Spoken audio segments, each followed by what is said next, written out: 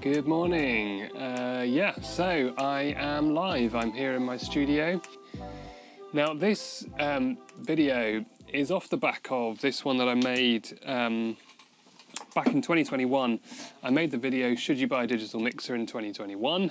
And that video is now and has been my #1 video on YouTube ever, by quite a significant way. As I say, I'm still just a fairly small channel here, and this video is up to like 38,000 views or something now. It's quite a lot of views.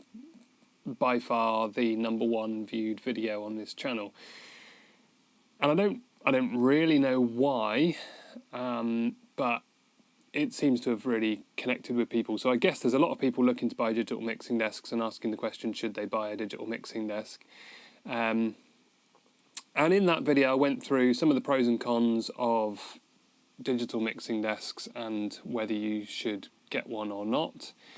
And I'm going to just touch on that today and just pick up on that, because there was a lot of comments that came in on that video, and a number of them fairly negative, and I think there was just I didn't explain things very well, and I think people probably didn't get the context of where I'm coming from. So I want to just make sure I clarify what I was saying in that video. And the big objection that a lot of people had from that video was, I said, if you upgrade to a digital mixing desk, you will see an increase in quality. And I got a lot of people say, how can you say that a digital mixing desk is going to sound better than an analog SSL mixing desk, which is like, you know, whatever, tens of thousands, hundreds of thousands of pounds worth of mixing desk. And yeah, absolutely, if you spend £100,000 on an analog mixing desk, it's going to sound incredible. No question, I'm not disputing that. The big thing that I didn't explain in the last video, and probably should have done, is that this channel is a church tech channel based in the UK, and here in the UK, churches don't have £100,000 to be spending on a digital mixing desk. I don't think there are any churches in the UK that have £100,000 mixing desks, or even tens of thousands of pounds of mixing desk. There are very, very, very few churches that would spend that kind of budget on a mixing desk. In fact, the very, very vast majority of churches here in the UK are looking at mixing desks that are going to be under £5,000.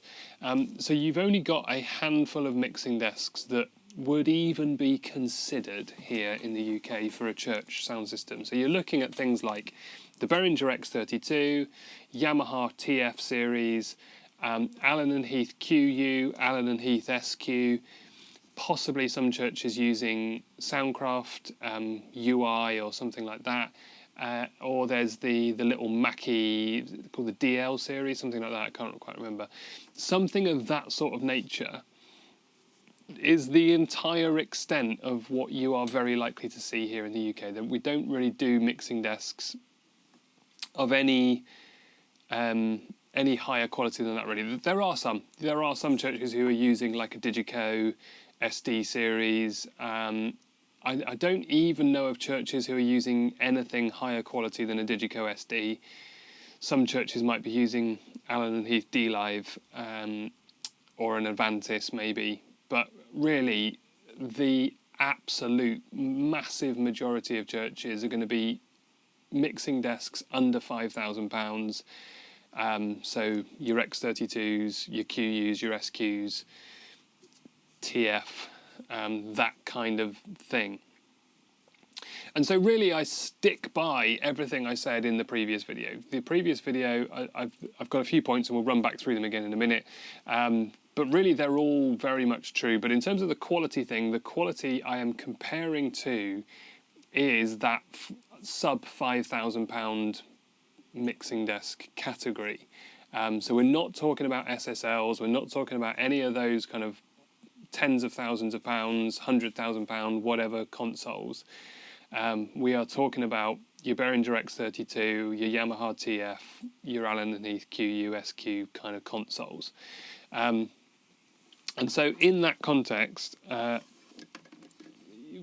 we're going to frame that context as everything I now go on to say. So I'm going to talk through a number of other things about digital mixing desks and should you buy a digital mixing desk, but it's all in that context of based on a mixing desk that's going to cost you less than £5,000 to buy. So, that being said, let's ask the question, should you buy a digital mixing desk in 2023? And the answer is still categorically yes, you should. Digital mixing desks are very much the way forward. As I said already, analog mixing desks pretty much have gone now from the UK. You occasionally see one, but they're pretty rare now. And the very vast majority of churches are using digital.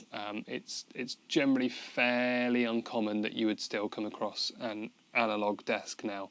So most churches have made that switch. If you haven't yet made that switch, then yes, now is definitely the time to be doing that. If you're in a position where you're looking to upgrade your system and thinking, oh, should we go analog, should we go digital?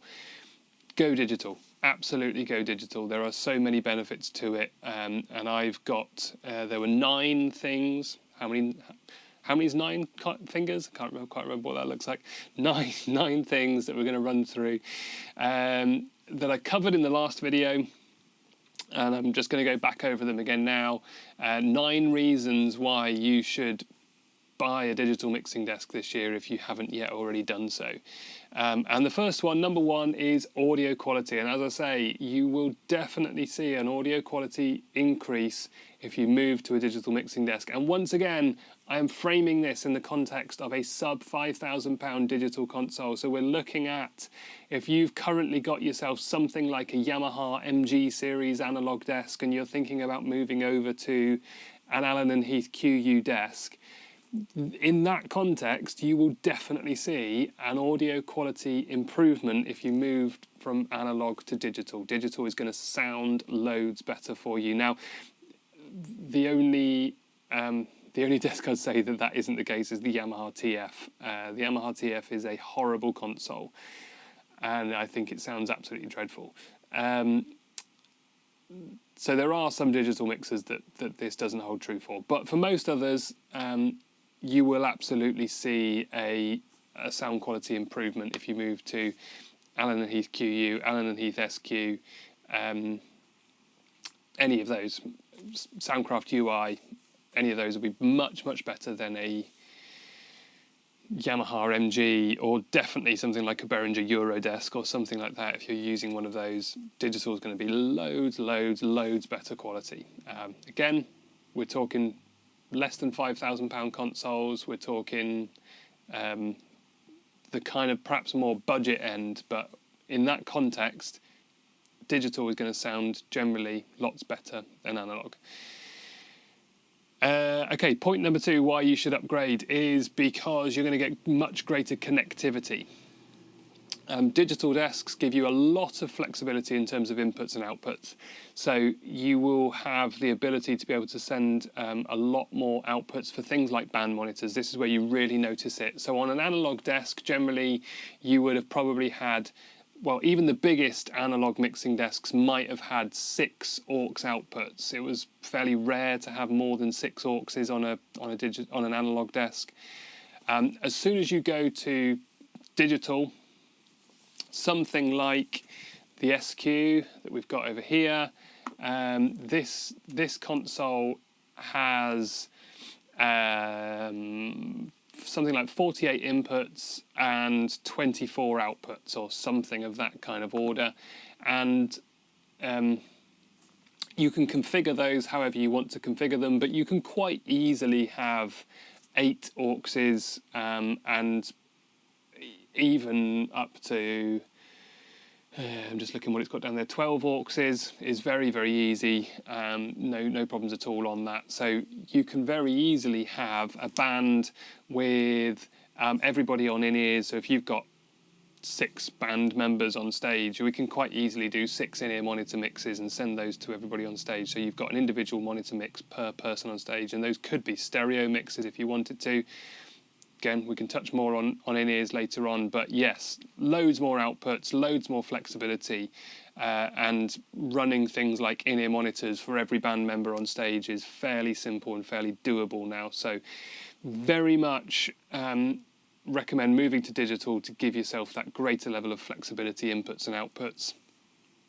Compact form factor, again, this little mixing desk, so I would actually go as far as to say this is the Heath SQ5, and the SQ series mixing desks, I think, are the best value for money mixing desks that you can get on the market right now. In, again, sub £5,000 category, we're looking at the cheaper end of the digital mixing desks, and of that sort of range, this Heath SQ series console is incredible. There is so much that you can do with this mixing desk. And the SQ5 is a tiny little mixing desk. So I don't know if you can see this on the camera, but this is a 19-inch rack that it's rack mounted into here. So it fits inside a 19-inch rack. And within that size, you get, I'm pretty certain it's 48 inputs and 24 outputs. So that is a lot of channels for something that fits inside a 19-inch rack. If we looked at analogue, something that fits inside a 19-inch rack, you would have been looking at a maximum of 16 channels. Analogue, you couldn't really get more than 16 channels. I don't think there were any analogue desks that size that could hold more than 16 channels.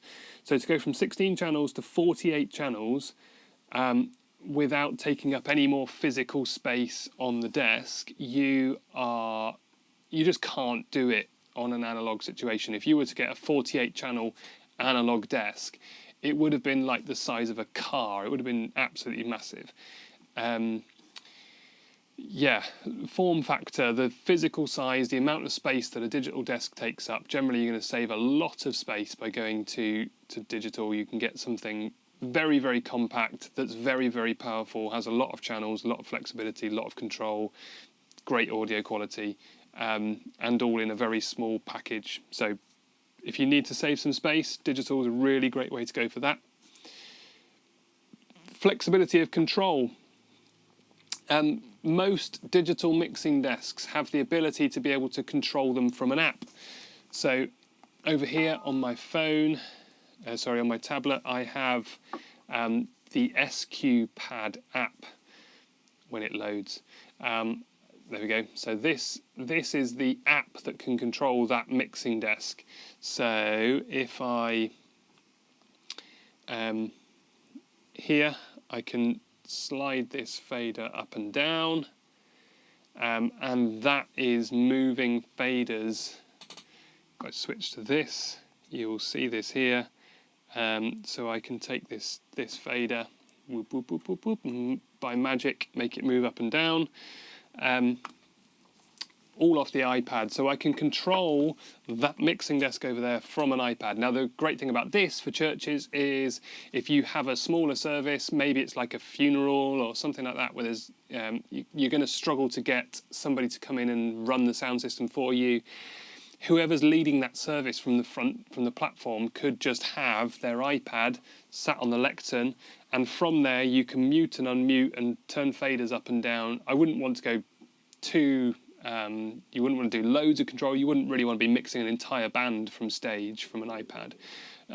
But you could have that there just to open and close a microphone for a funeral. If all you're doing is playing a CD and using a lapel mic to talk through the PA system, the person who's leading that service could just have the iPad in front of them. They could control the audio for that. You don't need to have a sound engineer there to make that happen.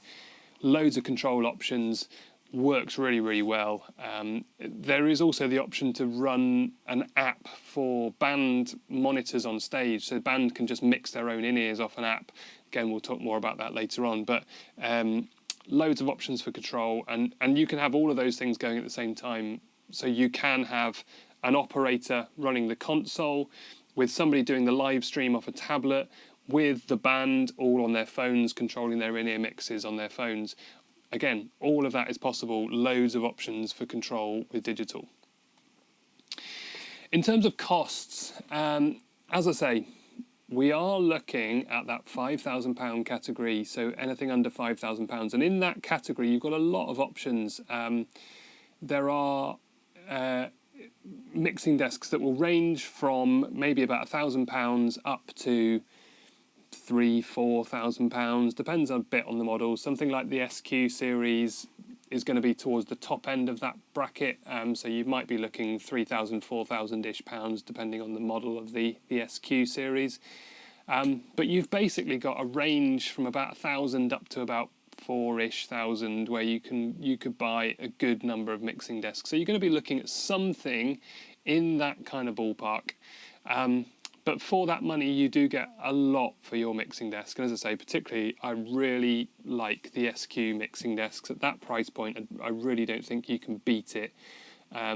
You get a lot of very professional mixing desk for that £3,000 to £4,000 price point. So it's really, really very good option to go for something like that. So cost-wise, it probably will be a little bit more expensive to go for a digital option over an analogue. Analogues you might be able to pick up for a few £100 or maybe £1,000 for an analogue desk, but the amount of extra control and quality and all the other options that you get with digital are totally worth it. It's a really, really very good investment for a church to just spend that little bit more money and get a lot more desk for your money with that. So price-wise, slightly more expensive than analogue, but still well worth the money. Digital stage boxes is another thing you'll also need to think about if you're going to go down the digital route. Some digital mixers, you actually unlock a lot more of the capabilities of that mixer by adding the stage box to it. So something like the SQ5 that we've got over here, I said it's a 48 input mixing desk. On the back of that mixer there, though, we only have 16 inputs. So we have 16 physical connections on the back, but we can use up to 48 inputs available. And to get those extra 48 channels, you need to add a stage box that gives you more inputs and outputs. So unlike an analog desk, where an analog desk, if you added an analog stage box to it, those plugged into the inputs on the console. So if you had a 24 input desk, there was nothing you could do to make it any more than 24 inputs. You added a stage box, and that just meant that you lost connections on the back of your mixer instead. So it was either connect to the stage box or connect to the mixer. You can't do both.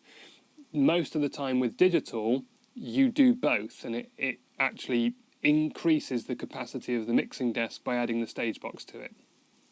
So in the control, in fact, I can show you this. So if I pull up the control panel here for the mixer, as I say, we have the routing matrix, and on here you can see I'm here selected. In fact, let's just go to the input. So the input side, my local input, so these are the ones that are on the back of the mixing desk. I've got local inputs 1 to 16 there. You then also have some stereo channels and a talkback channel here as well. So those are all the physical connectors that I have available on the back of the mixing desk. So basically 16 XLRs, your stereos are on jack, and then talkback is an XLR as well. So there are technically 17 XLRs on the back there. But I can add on additional inputs by adding an additional stage box. So on Allen & Heath, it's the S-Link. And if I had the S-Link stage box plugged in, this would then give me all my additional stage box inputs. Now, as you can see, I don't have it connected, but I can add here up to, well, there's hundreds. Depending on which stage box you have connected, it will give you loads of additional inputs here available. So if I wanted to add an extra 16 inputs on a stage box, I would do that, connect an S-Link stage box in, and then I would get up to 16 here available that I can then route onto some additional channels here. I then also have my USB port. So again, we were talking earlier on about USB audio. I've got 32 channels of USB here available, and I've also got the Dante card in here as well. So I could then also route some things via Dante as well. So all of those things become available, but they're all in addition to the connectors that are on the back. So I have the connectors on the back, 16 on the back. I could have 16 on stage. I could have 32 via USB, and I could have some via Dante as well.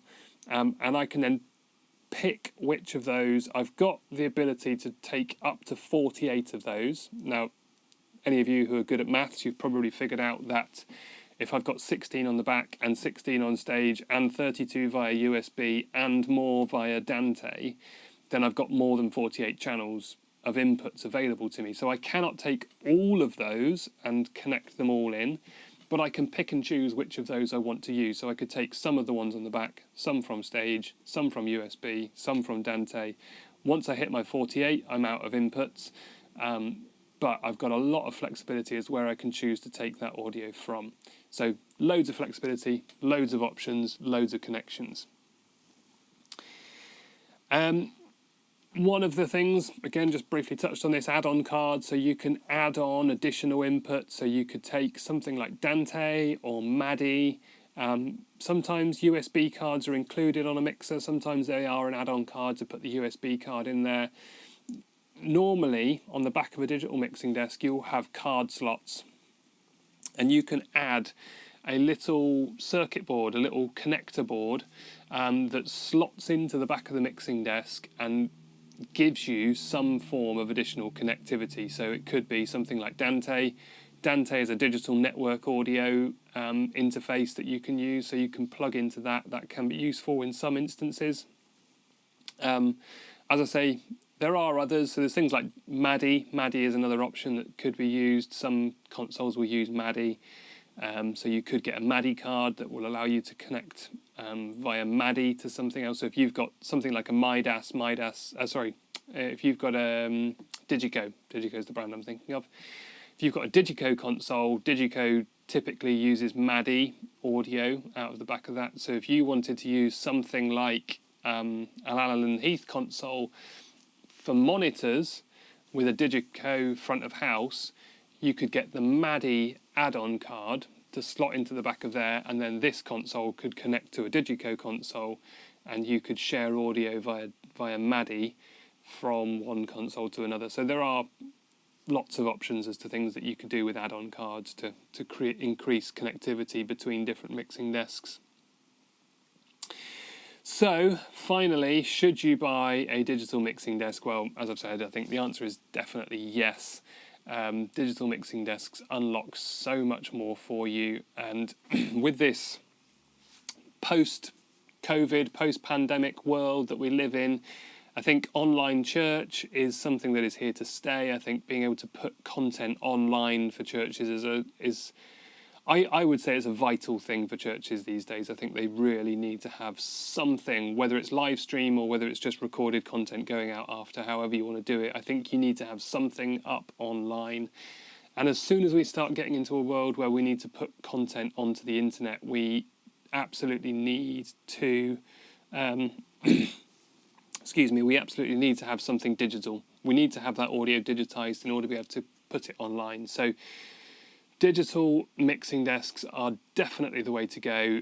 There are loads of benefits to it, and it will just unlock so much for you. So yes, definitely go digital, really worthwhile, loads of benefits to that. And as I say, once again, we are talking about British churches, UK churches, which don't have tens of thousands, £100,000 budget for a mixing desk. This is the sub £5,000 category, generally speaking, for most churches.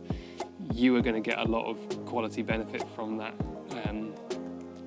99% of the time it's going to improve significantly for you. So yeah, 100% well worth going to digital in 2023.